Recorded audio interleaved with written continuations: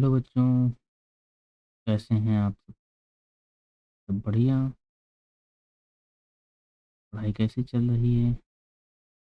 I hope आप लोग पढ़ रहे होंगे, ध्यान से पढ़ रहे होंगे, सवालों की खूब प्रैक्टिस कर रहे हैं। ठीक है, तो जब भी आप ये वीडियो देख रहे हैं तो ये ध्यान से देखें और सवालों को खुद से सॉल्व करने की कोशिश करें। ठीक है, चलो बिना देरी किए हम स्टार्ट करते हैं। आज ये इस टॉपिक का तीसरा लेक्चर है। बिना देरी के स्टार्ट करते हैं। क्वेश्चन पढ़ते हैं। देखा है, एक वर्गाकार क्षेत्र को 3.52 रुपीज प्रति मीटर की दर से घेरने में 208 रुपए का खर्च होता है। तो इसकी भुजा क्या होगी, ये बता। तो यहाँ पे देखो, वर्गाकार खेत की भुजा ज्ञात करने के लिए तुम्हें निकालना पड़ेगा कि इसका परिमाप कितना है। तो पहले हम ये निकाल लेते हैं। तो कैसे निकालेंगे, जरा यहाँ ध्यान से देखो। यहाँ पे एक वर्गाकार क्षेत्र को इतने रुपए प्रति मीटर की दर से घेरने का टोटल खर्च दिया है। तो यहाँ पे देखो कि 3.20 रुपए में जो है, रुपए में 1 मीटर क्षेत्र घेरा जाता है। ठीक है, घेरा गया क्षेत्र बराबर, अब कितना क्षेत्र घेरा गया है? 1 मीटर घेरा गया है। ठीक है, तो 1 रुपए में कितना घेरा जाएगा? 1 रुपए में घेरा गया क्षेत्र बराबर क्या होगा? भाग कर देंगे। ठीक है, 1 मीटर को इतने रुपए से भाग कर देंगे, तो 1 रुपए में इतना क्षेत्र घेरा गया। ठीक है, अब कह रहा है कि 208 मीटर खर्च टोटल आया है, तो 208 रुपए में कितना खर्च घेरा जाएगा? तो 208 रुपए में घेरा गया क्षेत्र बराबर कितना होगा?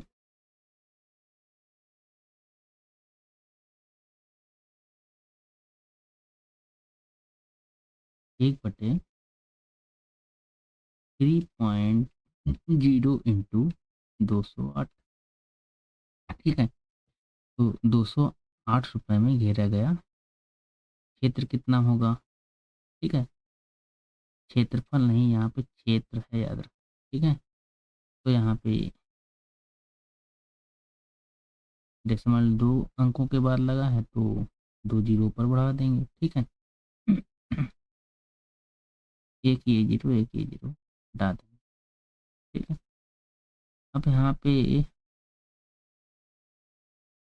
4 अट्ठे 32, 4 पंचे 20 और 4 दूना 8। ठीक, फिर से 4 से काटो, 4 दूना 8, 4 एकम 4, 4 तियां 12। ठीक है, 2 एकम 2, 2 पंची 10, बचा कितना? 5 इंटू 13। ठीक है, 5 इंटू 13। अब हम यहाँ पे देखते हैं, हमें इसको मल्टीप्लाई कर देना है 65 मीटर। ये जो है इसका परिमाप आ गया। ये क्या आ गया? परिमाप। ठीक है, हमें परिमाप पता चल गया, भुजा निकाल लेंगे। तो भुजा बराबर परिमाप बराबर फॉर्मूला क्या होता है?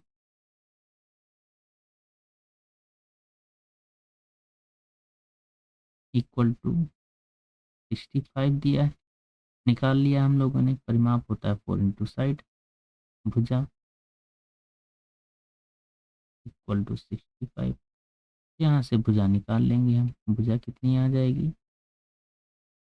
65/4। इसको हम भाग कर लेंगे 4 से। 4 एकम 4, यहाँ पे 2 आ जाएगा। 4 6 24, 1 आ जाएगा।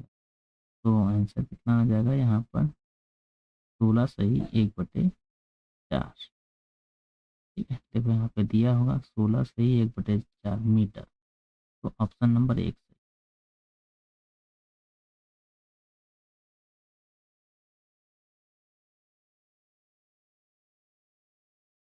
अगला क्वेश्चन है, एक वर्गाकार क्षेत्र वर्ग का क्षेत्रफल जो है 10 एकड़ है, उसका परिमाप बताना। 10 एकड़, और आंसर यहाँ पे देखो दिए हैं गज में। तो हमें पता होना चाहिए कि 1 एकड़ में कितने गज होते हैं। तो हम लिख लेते हैं 1 एकड़ इक्वल टू 4840 वर्ग गज। 1 एकड़ में 4840 वर्ग गज होते हैं। तो 10 एकड़ में कितने हो जाएंगे? तो 10 एकड़ में 10 से गुणा कर देंगे हम। ठीक है, 4840 के आगे एक ये जीरो लगा दें। इतने वर्ग गज। ठीक है, वर्ग गज। अब हमें क्षेत्रफल पता चल गया गज के रूप में। ठीक है, तो परिमाप निकाल लेंगे। तो पहले हम जो दिया है उसी का फॉर्मूला लगाते हैं। लिखेंगे वर्ग का क्षेत्रफल बराबर वर्ग का क्षेत्रफल बराबर दिया है 48,400। ठीक, वर्ग का क्षेत्रफल होता है भुजा स्क्वायर,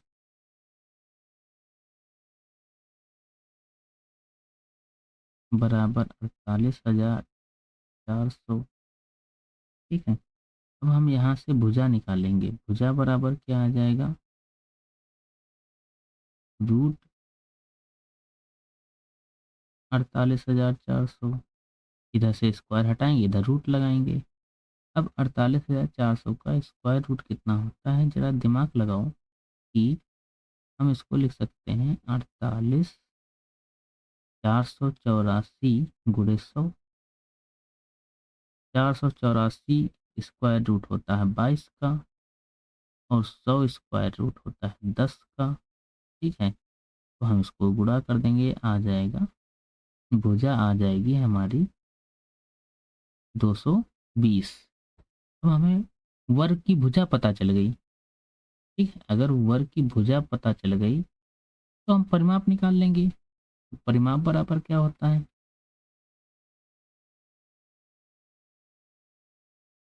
परिमाप बराबर होता है 4 गुणे भुजा। यहाँ पे 4 गुणे भुजा कितनी दी है? 220। दोनों को मल्टीप्लाई कर देंगे, 088 इतने गज। तो परिमाप कितना आ गया? 880 गज। यानी कि आंसर कौन सा सही है? तीसरा। ठीक है, आसान है, कर सकते हो आप भी। एक वर्ग का क्षेत्रफल दिया है। एक वर्ग का क्षेत्रफल दिया है। ठीक है, नहीं क्षेत्रफल नहीं दिया है। एक वर्ग का क्षेत्रफल इतने सेंटीमीटर लंबाई और इतने 9 सेंटीमीटर चौड़ाई वाले आयत के क्षेत्रफल के बराबर है। तो वर्ग का परिमाप क्या होगा ये बताना। तो जैसा कहा है हम वैसा कर लेते हैं। कहा है कि वर्ग का क्षेत्रफल और आयत का क्षेत्रफल दोनों बराबर हैं, तो हम यहाँ पे लिखेंगे वर्ग का क्षेत्रफल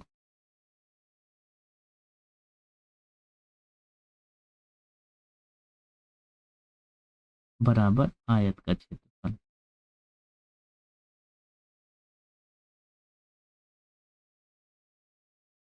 वर्ग का क्षेत्रफल कितना होता है? 4 गुणे भुजा,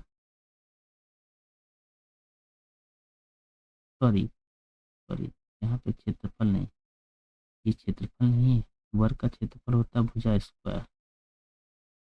तो सॉरी बच्चों,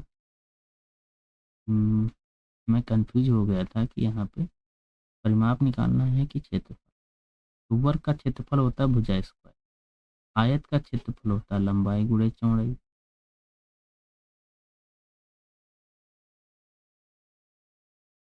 भुजा स्क्वायर बराबर लंबाई दी है 16 और चौड़ाई दी है 9। लंबाई दी है 16 सेंटीमीटर, चौड़ाई दिया है 9 सेंटीमीटर। तो भुजा कितनी आ जाएगी? भुजा इक्वल टू, यहाँ से स्क्वायर स्क्वायर हटाएंगे, इधर रूट लगाएंगे, 16 गुणे 9। 16 4 का स्क्वायर रूट होता है, 9 3 का स्क्वायर रूट होता है। दोनों को मल्टीप्लाई कर देंगे तो भुजा बराबर क्या आ जाएगा? 4 3 12। ठीक है, हमें वर्ग की भुजा पता चल गई। वर्ग की भुजा पता चल गई तो वर्ग का परिमाप निकाल लेंगे हम। वर्ग का परिमाप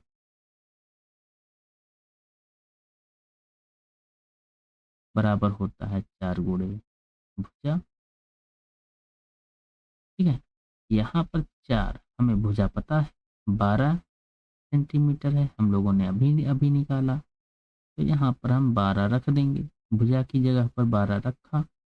अब इन दोनों को गुणा कर देंगे, 12 चौक 48 सेंटीमीटर। ठीक है, तो कौन सा ऑप्शन सही है? थर्ड, तीसरा ऑप्शन सही। ठीक है,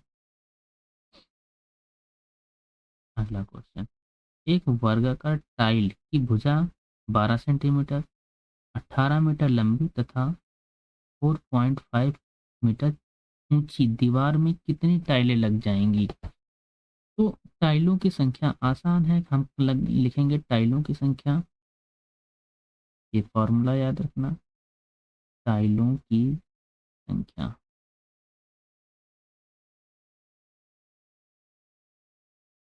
टाइलों की संख्या बराबर जिस दीवार में लगाना है, यानी कि दीवार का क्षेत्रफल, दीवार का क्षेत्रफल बटे एक टाइल का क्षेत्रफल।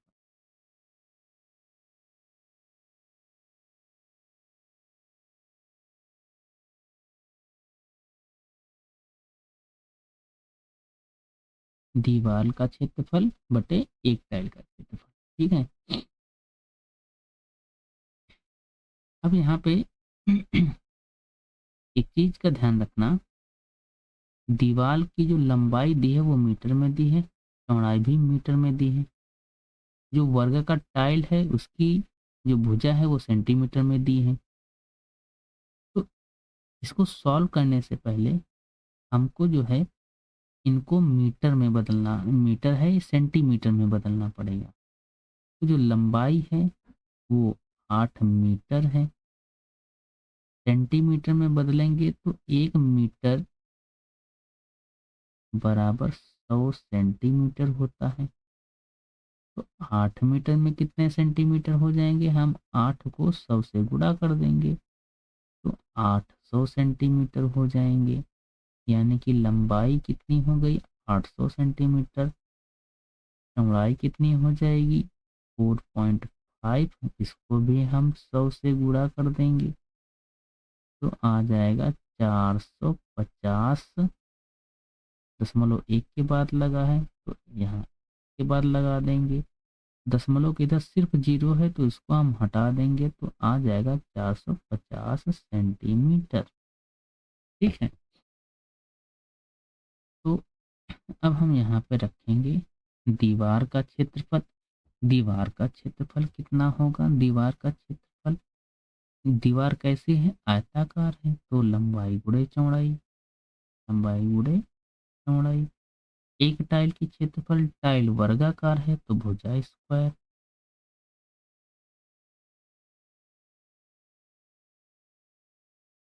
लंबाई हम लोगों ने निकाली है 800, चौड़ाई पता है 450 बटे भुजा स्क्वायर 12 गुणे 12।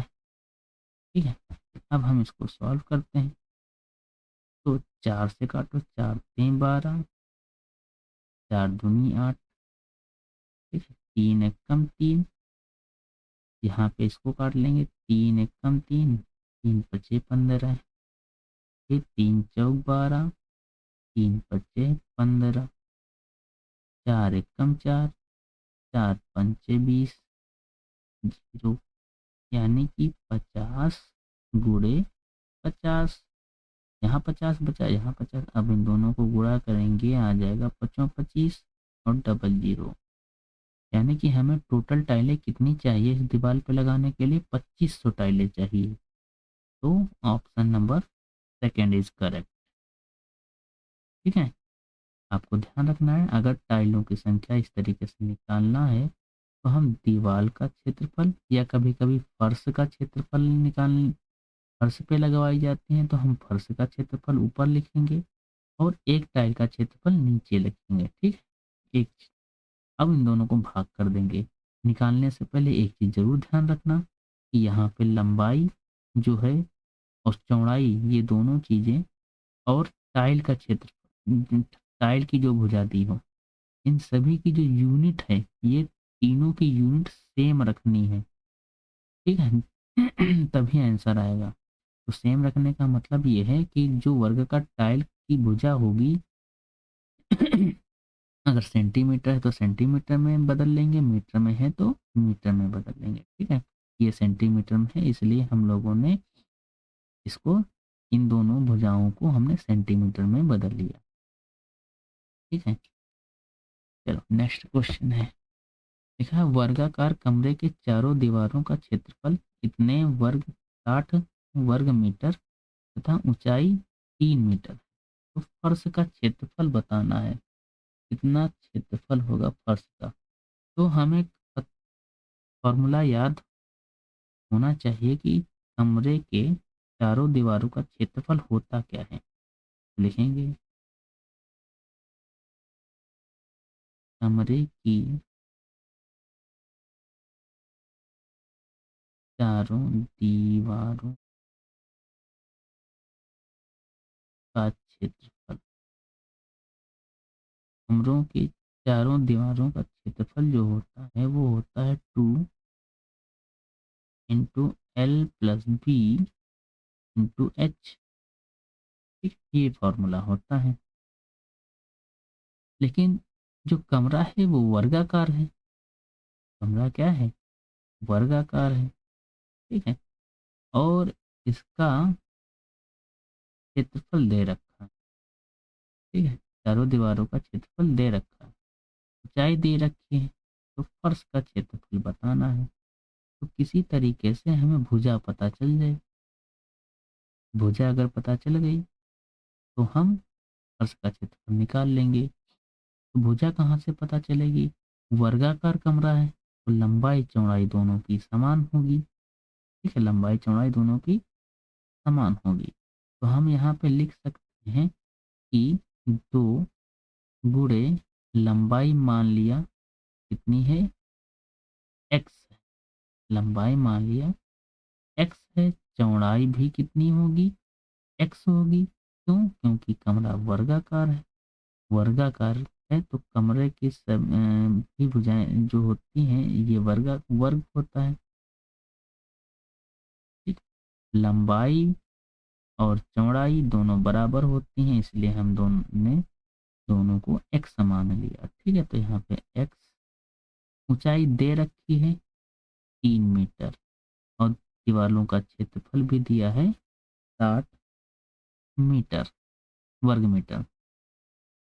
अब हम इसको कैसे सॉल्व करेंगे जरा ध्यान से देखो। 60, ये 2 और 3 इसके साथ में गुणा के रूप में है, तो यहाँ पर हम 2 को भी यहाँ नीचे भेजेंगे और 3 को भी यहाँ नीचे भेजेंगे। एक्स और एक्स जुड़ के हो जाएंगे 2x। ठीक, 3 × 1 = 3, 3 × 2 = 6, 2 × 1 = 2, 2 × 1 = 2, तो 10 = 2x। अब हमें x का मान निकालना है तो x बराबर आ जाएगा, 2 को हम इसके नीचे भेज देंगे और भाग कर देंगे। 2 × 1 = 2, 2 × 5 = 10। यानी कि x बराबर आ गया 5 मीटर। ठीक है।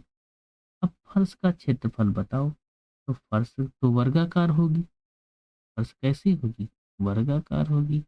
अगर फर्श वर्गाकार है तो फर्श का क्षेत्रफल, जो वर्ग का क्षेत्रफल वही फर्श का क्षेत्रफल। तो फर्श का क्षेत्रफल बराबर भुजा स्क्वायर। भुजा हम लोगों को पता चल गई है कितनी है। भुजा निकल के आई है 5 मीटर। तो यहाँ पर रखेंगे 5 स्क्वायर, 5 का स्क्वायर 25 मीटर स्क्वायर। तो फर्श का क्षेत्रफल कितना आया? 25 मीटर स्क्वायर। तो ऑप्शन नंबर 2 सही है। अगला क्वेश्चन है, उल्टी 75 मीटर वर्ग भुजा वाले वर्ग के किनारे दौड़ती बुलबुल 60 मीटर लंबाई वाले और 45 मीटर चौड़ाई वाले आयत के किनारे किनारे दौड़ती है। तो कौन कम दूरी तय करेगा? तो कम दूरी तय करने का मतलब है कि हम यहाँ पर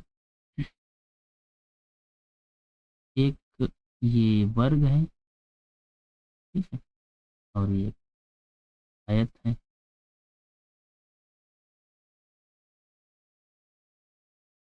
ठीक है, एक वर्ग है और एक आयत है। तो यहाँ पर हमें ये देखना है कि स्वीटी किसके किनारे दौड़ती है? जिसकी भुजा 75 मीटर है। और जो बुलबुल है वो इसके किनारे दौड़ती है। इसकी एक भुजा 45 मीटर है, दूसरी भुजा 60 मीटर है। ठीक है।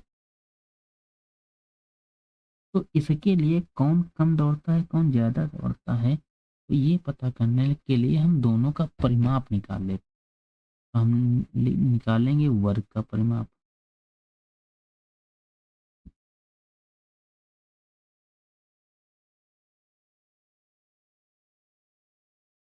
वर्ग का परिमाप बराबर 4 गुणे भुजा।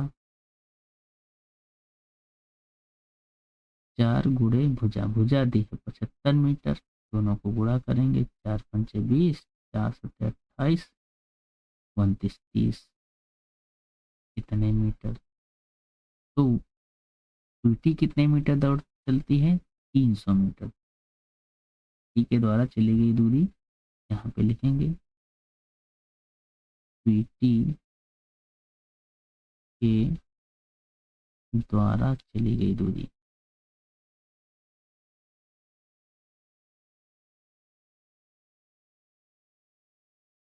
ठीक है। अब हम निकालेंगे बुलबुल के द्वारा चली गई दूरी।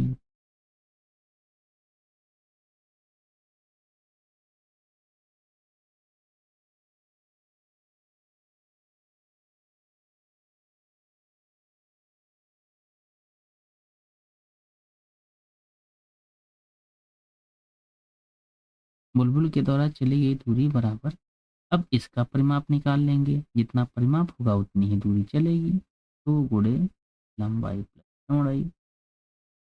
2 गुणे लंबाई 60 मीटर, चौड़ाई 45 मीटर।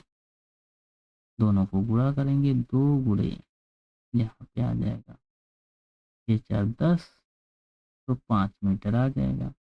अब इसको 2 गुना करेंगे, आ जाएगा 10, तो 210 मीटर। ठीक है।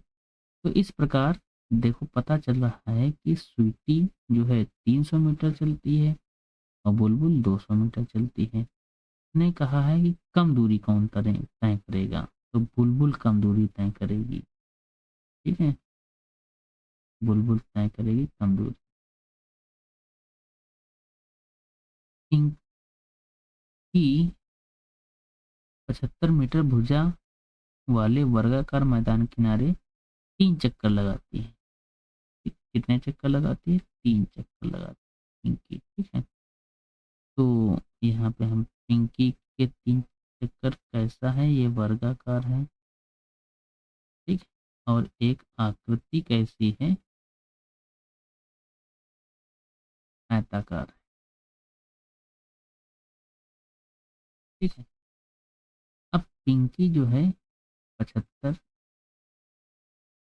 मीटर वाले वर्गाकार का चक्कर लगाती है, वो भी 3 चक्कर लगाती है, 3 राउंड। ठीक है, 3 राउंड लगाती है। और जो बॉब है वो इतने मीटर लंबे, यानी कि 160 मीटर लंबे और 105 मीटर चौड़े आयताकार मैदान के किनारे 2 चक्कर लगाता है। तो कौन अधिक दूरी तय करता है? तो पहले हमें चेक कर लेते हैं कौन कितनी दूरी तय करता है। तो लिखेंगे पिंकी के द्वारा तय की गई दूरी।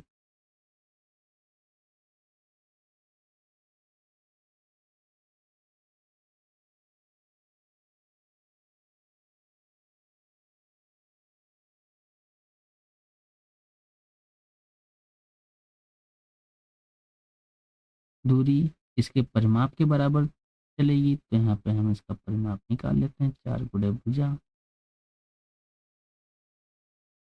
4 गुणे भुजा कितनी है? 75।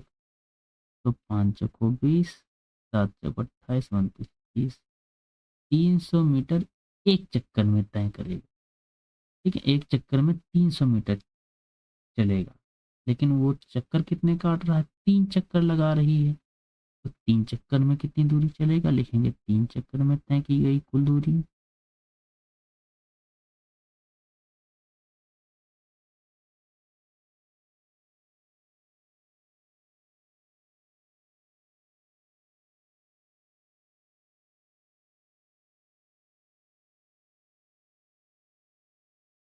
कुल दूरी बराबर 3 गुणे, तो 3 त्रिक का 9, 900 मीटर की दूरी चली जाएगी। ठीक है, किसके द्वारा? पिंकी के द्वारा। अब हम निकालेंगे बॉब के द्वारा चली गई दूरी। लिखेंगे बॉब के द्वारा चली गई दूरी।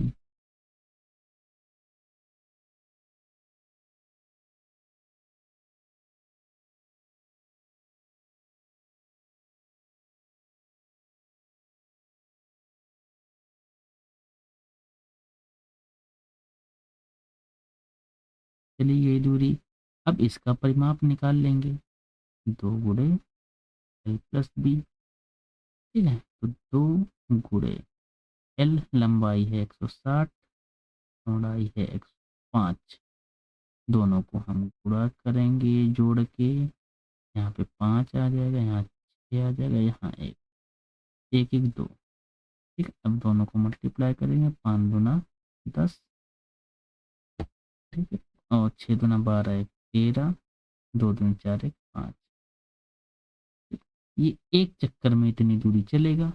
बॉब कितने चक्कर लगा रहा है? बॉब लगा रहा है 2 चक्कर, तो 2 चक्कर में चली गई दूरी।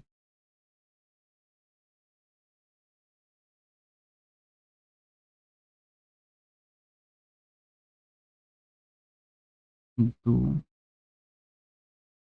चक्करों में चली गई दूरी।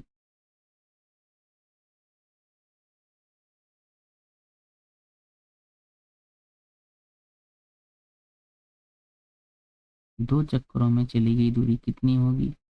तो एक चक्कर में कितनी दूरी चल रहा है? 530। ठीक है, तो 2 चक्कर में कितनी दूरी चलेगा? हम निकाल लेते हैं यहाँ पर। 2 गुणे 500 कितना है? 530। 0 6 5 दूना 10, यानी कि 1060 मीटर दूरी। ठीक है, 2 चक्करों में चली गई दूरी इतनी है। अब 2 चक्करों में इतनी दूरी चली गई है। अब आप लोगों को देखना है कि कौन सबसे अधिक दूरी चला। तो बॉब ने ज़्यादा दूरी चली। देखो, पिंकी जो है 3 चक्करों में 900 मीटर चलती है। और जो बॉब बॉब है 2 चक्करों में 1060 मीटर दूरी चलता है। तो लिखेंगे बॉब ज़्यादा दूरी चलेगा। बॉब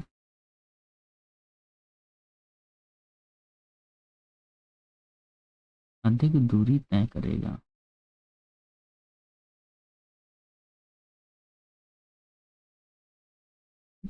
अब कितनी अधिक दूरी तय करेगा, हम इन दोनों को घटा लेंगे। ठीक, 900 जो है 1060 से घटा देंगे तो पता चल जाएगा कि कितनी अधिक दूरी तय करेगा। 0 यहाँ पे 6, यहाँ पर 1, 160 मीटर, 160 मीटर की दूरी बॉब अधिक तय करेगा। तो ऑप्शन नंबर 1 इज करेक्ट। अगला क्वेश्चन है, 300 मीटर भुजा वाले वर्गाकार बगीचे के चारों ओर बाड़ बनाने का व्यय 20 रुपए प्रति मीटर की दर से ज्ञात कीजिए। तो हमें एक वर्गाकार बाड़ लगवाना है, मतलब एक वर्गाकार बगीचा है, इसके चारों तरफ बाड़ लगवा, ये बगीचा हो गया। ठीक है, अगर ये बगीचा हो गया तो इसके चारों तरफ हमें बाड़ लगवानी है। तो बाड़ लगवानी है तो हमें इसकी भुजा पता है 300 मीटर है। ठीक है, तो हमें ये पता कर लो कि एक चक्कर में कितने मीटर बाड़ लगेगी और उसको 20 रुपए से हम गुणा कर देंगे, कुल खर्च पता चल जाएगा। तो यहाँ पे लिखेंगे वर्गाकार बगीचे का परिमाप, वर्गाकार बगीचे का परिमाप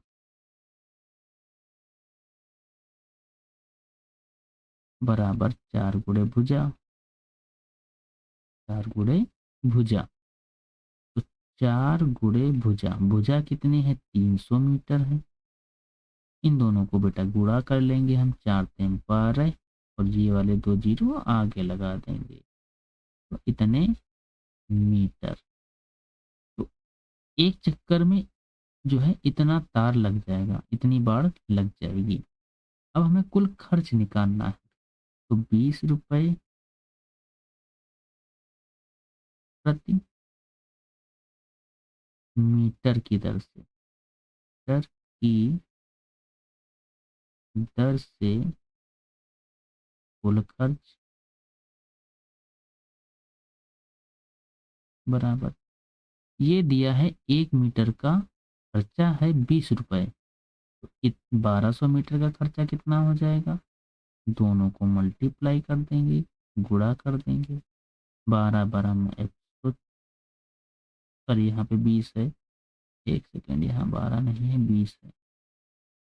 ठीक, यहाँ पे 20, ठीक, 12 दूना 24, उसके आगे 2 जीरो। ठीक है, और एक इसका जीरो, तो कितना आ जाएगा 24,000 रुपये। कितने, 24,000 रुपये का खर्चा है। तो ऑप्शन नंबर 4। ठीक है, अगला सवाल कह रहा है, यदि किसी वर्ग की भुजा 10% की वृद्धि कर दी जाए तो उसका क्षेत्रफल कितने प्रतिशत बढ़ जाएगा। ठीक है, तो जरा ध्यान से देखो, मान लो कि उसकी जो है एक वर्ग वर्ग है, मान लिया कि वर्ग की भुजा जो है कितनी है, x है। मान लो, हमें पता तो है नहीं, इसके लिए हम मान लेंगे, माना वर्ग की भुजा बराबर x। ठीक है, तो उस वर्ग की भुजा में 10% की वृद्धि की जाए। ठीक है, तो वृद्धि करने से पहले का क्षेत्रफल कितना होगा, पहले वो निकाल लेते हैं। तो वर्ग का क्षेत्रफल कितना होगा, तो वर्ग का क्षेत्रफल बराबर होगा भुजा स्क्वायर, भुजा हमने मानी है x, तो x स्क्वायर आ जाएगा। ये तब का क्षेत्रफल है जब वृद्धि नहीं हुई है, प्रारंभिक स्थिति का है। लेकिन जब 10, इसकी भुजा को 10% बढ़ा देंगे तब इसका क्षेत्रफल कितना आएगा, निकाले। तो प्रश्नानुसार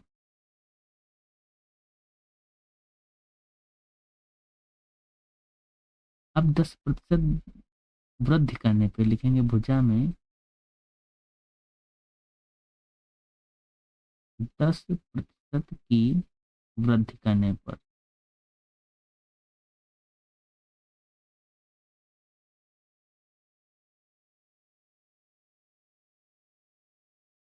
भुजा में 10% की वृद्धि करने पर, अगर भुजा में 10% की वृद्धि करनी है तो प्रारंभिक तो x थी और उसमें इस x का 10% हमने बढ़ा दिया। ठीक है, तो कितना हो जाएगा x का 10% बढ़ाने पर? ये हो जाएगा, 0 से 0 काटेंगे। देखो जरा ध्यान से देखो, उसने कहा है कि उसकी भुजा में 10% की वृद्धि हो जाए, तो प्रारंभिक